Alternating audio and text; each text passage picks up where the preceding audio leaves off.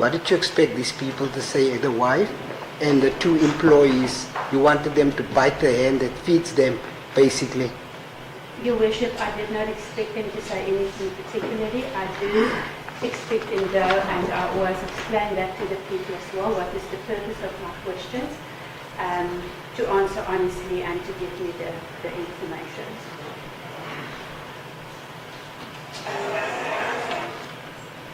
I'm about to finish. You also referenced the issue about the cross-examination. I'm not sure what was your specific wording regarding the cross-examination, how he conducted himself during. I didn't get to understand what you meant by that.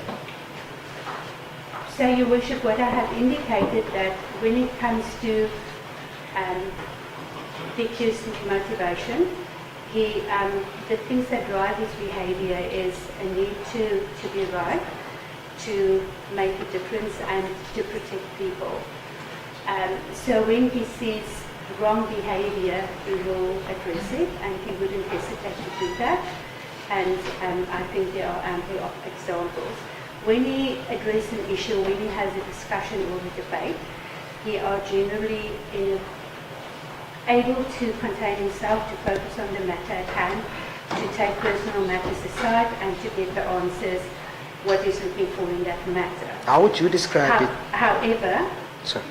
and that is my description. However, when it comes to certain matters that links to what he sees as right or wrong, if he sees it to be wrong, if it's a matter that he is very passionate about, respects the dignity of people and those type of things, and people touches on that or he sees the wrong, his behavior may be different and people will see that as, and that is what I was explaining to say, he will address it as the issue. It can be seen as aggressive. Is that the word you're looking for? No, it's for people may see it as aggressive. It's not necessarily aggressive. It is, you will see frustration. I just need to get the exact wording. But you will receive a reaction and he will act out. And that is what I mentioned. And that was what also was observed on the cross-examination, and it was also observed when he addressed the people after the conviction. He would make remarks that would either try to address what he perceived wrong at the time and he would react to that, or you would pick up the frustration. Ms. Thompson, I want to put it to you, you're playing with words in a fancy way. The accused, do you perceive him as rude after watching all that? Aggressive? Bit of a bully? It's irritation and frustration that was coming through, and sometimes self-righteousness where he feels that he's right and it's his point and he's the one that's right. That's your fancy way of describing it. That is how I perceive him and also how I've experienced him. Lastly, I just want to go to your report. I just need to see where it is where you describe how the accused does not like noise and so on. He brings noise wherever he is. So what do you say about that? Your Worship, I didn't say he doesn't like noise. I said he's sensitive to it. So if the noise gets too much, he will afterwards have to have a period where you just quiet down, do the things that he does to just quiet down. So he will not be the person that you would see that is surrounded by noise in a noisy space all the time. He will, he needs some quiet time as well. And you didn't say that he's noisy. You did mention he was bringing noise. I'm not sure what that means. But himself is noisy. Would you not agree with me? When he does do what you said, just described, at the speeches, you said outside after the appearances, and when I say noise, it is noise in the environment where you live. And in that context, I have put that context he was within the context as to where he was growing up. That was a small house with many people, with a lot of noise. So when he's in his living environment and there's a lot of noise, he manages in ways to reduce that noise. And without going too lengthy into the theory, but quite often things that might trigger us, that we struggle with, comes from how we grow up or experiences that we have. So when it's in his home and his environment where he needs to recover, perhaps after a noisy day as well, he would prefer a bit of more solitude and quietness. That you could have fooled me. It just proved my point that you did not have adequate time to assess the accused in order to come to such a conclusion. I'm not sure what is meant, so I cannot comment on that. Thank you very much. I've got no further questions for this witness. Thank you.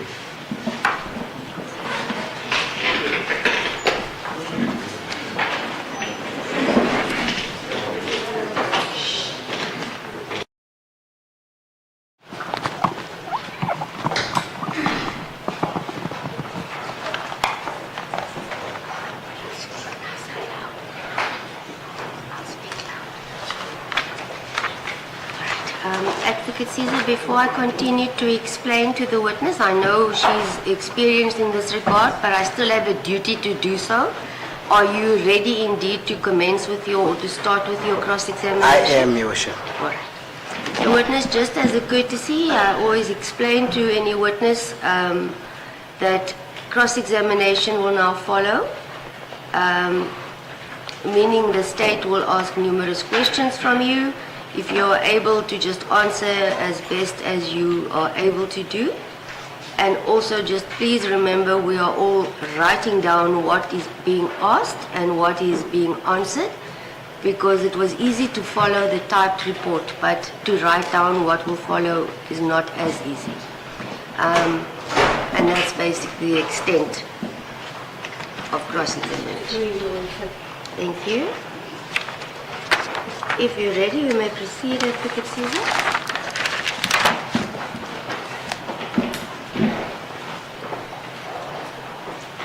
Witness still under oath, Your Worship?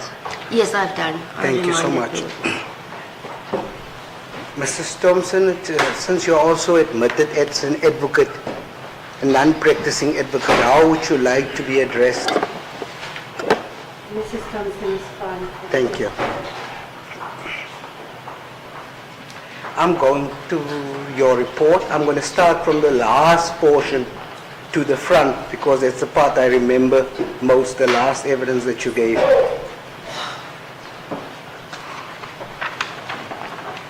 I want you to go to page 41 and 42. That's the last 2 pages of your report where you basically stated the cases that you were involved in and the sentences that were imposed and so on, etc.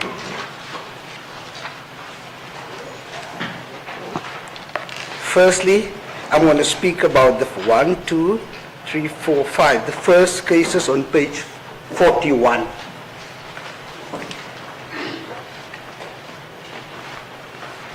Do you still have the reports of those cases with you? I don't have it with me.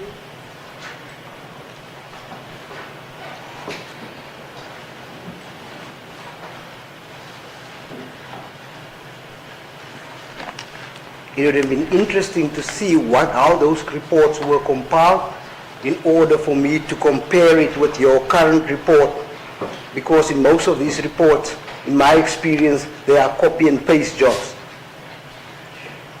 So are you not referring to the case here, but the matters I have done?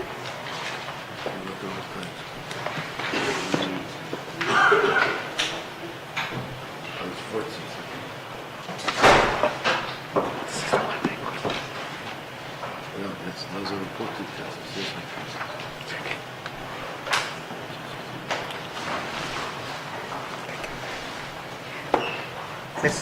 Can you go to page 40?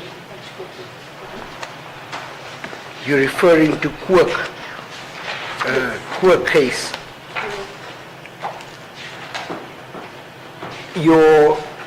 What was can you still remember the facts of that particular case that you dealt with? It was a person charged with murder. He hit someone while sleeping with a stick handle of an axe. And within the circumstances, the person that was murdered was a family-related matter. It was a family member who has been, used the word terrorizing his family, putting at risk the safety of his wife and children as well, and had connections in the sense that the person felt helpless and that there would be no help if you reach out to the police because of the deceased person's connection. And then there were from the history a number of mitigating factors that played a role and contributed to the incident when the murder was committed. What was your recommendations in that matter? The recommendation in that matter was to have a reduced sentence, either 2761I or 2761H, considering the circumstances of the individual, and considering some of the detail that the personal circumstances were considered to be substantial and compelling. So a deviation from the minimum sentence with correctional supervision out of H4 to 661I. So in other words, you recommended one of the sentences in a murder case, basically you recommended that a non-custodial sentence be imposed, one of the sentence options in such a serious offense, such as murder.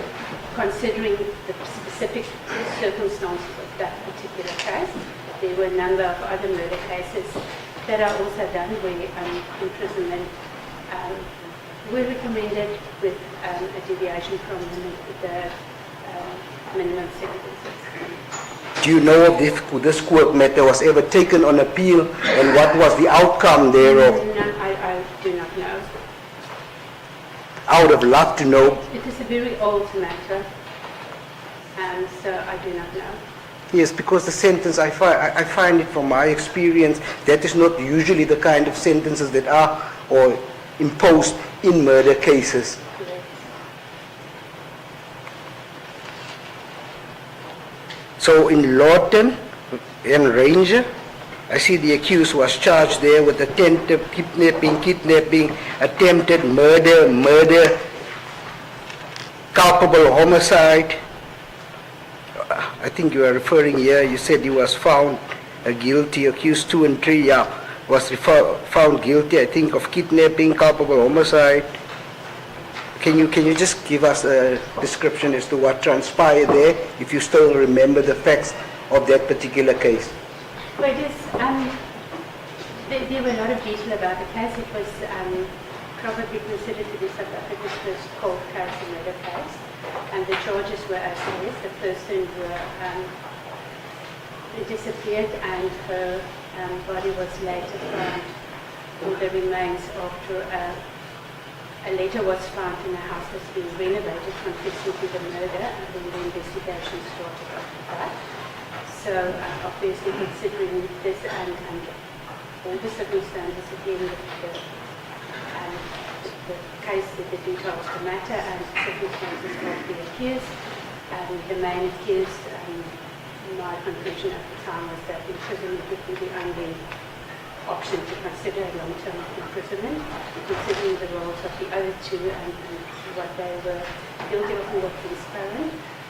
Still justified imprisonment at the time, but to a lesser period of imprisonment, considering also that the kids at the time, I can't remember the time that they have been in custody pending trial for a very long time.